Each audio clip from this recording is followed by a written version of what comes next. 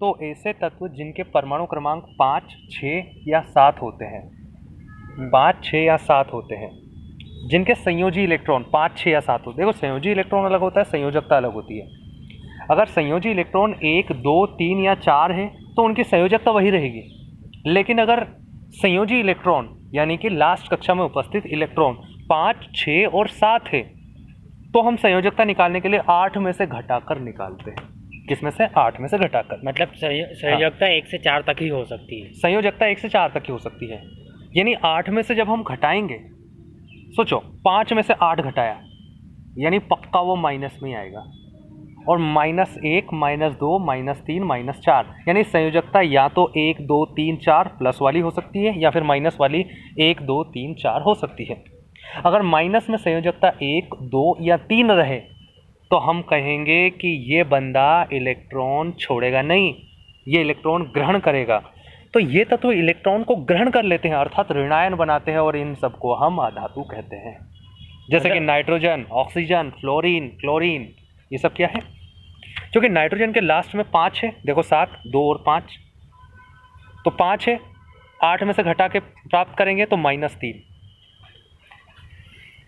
ऐसे ही ऑक्सीजन के लास्ट में 6 है तो -2, फ्लोरीन के लास्ट में 7 है तो -1, तो संयोजकता -1, -2, -3 इनमें से कुछ भी रहे तो वो क्या होता है? एक अधातु होता है, ठीक है, और वो इलेक्ट्रॉन को ग्रहण करता है, ऋणायन बनाता है। इन तत्वों को हम अधातु कहते हैं। तो अगर संयोजी इलेक्ट्रॉन यानी कि अंतिम कक्षा में उपस्थित इलेक्ट्रॉन 1, 2 या 3 हो तो वो धातु रहेगा, चालक रहेगा, धनायन बनाएगा। अगर संयोजी इलेक्ट्रॉन 5, 6 या 7 है तो वो अधातु रहेगा, ऋणायन बनाएगा, अचालक रहेगा, कुचालक रहेगा। लेकिन अगर संयोजी इलेक्ट्रॉन 4 है, सिर्फ 4 है, तो वो एक उपधातु रहेगा, अर्धचालक रहेगा, वो धनायन और ऋणायन कुछ भी बना सकता है। लेकिन अगर संयोजी इलेक्ट्रॉन 8 है यानी अंतिम कक्षा में उपस्थित 8 है तो उसका तो भैया अष्टक पूर्ण है। ये पूरी कथा क्यों चल रही थी कि 8 इलेक्ट्रॉन पूरे हो जाएं, इसके पास तो है, तो ये बिल्कुल भी कुछ नहीं, पड़ा रहता है आलसी की तरह। और 8 से ज़्यादा हो तो हो ही नहीं सकते, कि अष्टक वो फिर दूसरी कक्षा में चले जाएंगे। ये तो ये क्रियाहीन होते हैं। और जितने भी हमारे वर्ग 18 के तत्व हैं वो क्या होते हैं? अक्रिय तत्व। उन्हें बोलते हैं अपन जीरो ग्रुप या अक्रिय तत्व। अक्रिय कैसे क्यों बोलते हैं? क्योंकि उनका अष्टक पूर्ण होता है। तो जिन भी तत्वों में संयोजी इलेक्ट्रॉन 8 होते हैं उनकी संयोजकता 0 होती है। क्यों? क्योंकि हमने बोला है कि अगर 4 से ज़्यादा संयोजी इलेक्ट्रॉन रहेंगे तो हम 8 में से घटाकर उत्तर प्राप्त करते हैं, और अगर 8 इलेक्ट्रॉन लास्ट में है और 8 में से घटाएंगे तो 0। तो संयोजकता 0 किनकी होती है? अक्रिय तत्वों की। संयोजकता 1, 2, 3 किनकी होती है?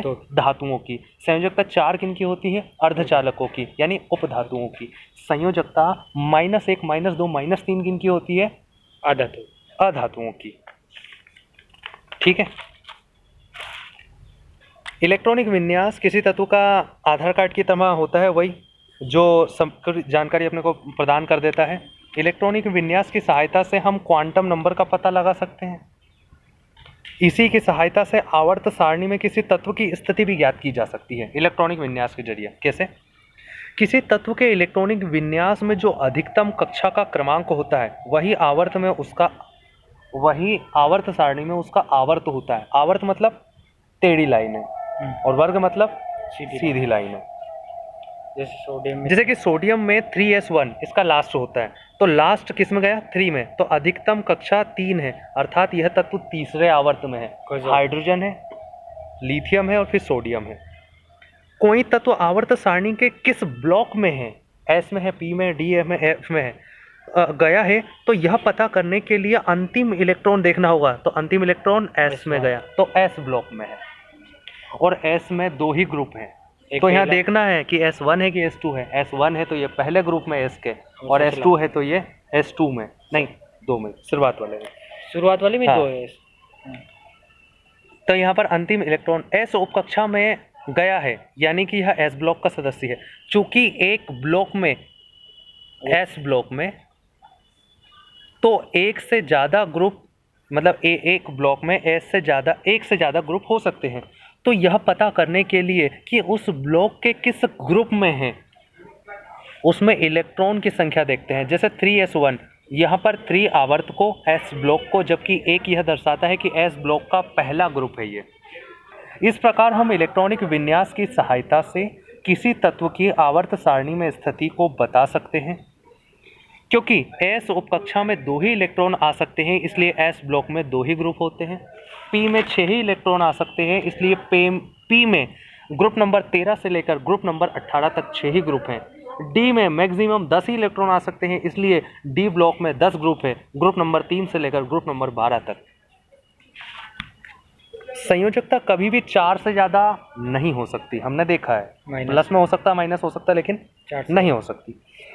P में 6 इलेक्ट्रॉन आ सकते हैं, इसलिए P ब्लॉक में 6 ग्रुप हैं। D में 10 इलेक्ट्रॉन आ सकते हैं, इसलिए 3 से 12 तक 10 ग्रुप हैं। इस प्रकार S, P, D तीनों मिला के 18 ग्रुप। F वो अलग ही चीज़ रहती है। यानी संयोजी इलेक्ट्रॉन देखकर हम किसी तत्व की प्रकृति बता सकते हैं कि वो धातु होगा, अधातु होगा कि उपधातु होगा। यदि किसी की संयोजी इलेक्ट्रॉन या संयोजकता 2 है, यानी कि वह त्याग कर धनायन बनाएगा, यह तत्व धातु बनेगा। अगर धातु है तो वह एक चालक भी होगा। यदि किसी तत्व के संयोजी इलेक्ट्रॉन या संयोजी इलेक्ट्रॉन 6 है, तो यह 2 इलेक्ट्रॉन को ग्रहण करेगा, यानी ये ऋणायन बनाएगा। इसकी संयोजकता -2 होगी, क्योंकि 8 में से घटाकर प्राप्त करेंगे। और चूंकि संयोजकता -2 है, अर्थात यह अधातु होगा, और अधातु होने पर यह कुचालक होगा। अगर संयोजकता 4 है तो यह उपधातु यानी अर्धचालक होगा। अगर संयोजकता 0 है तो यह तत्व अक्रिय तत्व होगा। कुछ अन्य तत्वों की स्थिति अपन ज्ञात कर सकते हैं इलेक्ट्रॉनिक विन्यास के जरिए।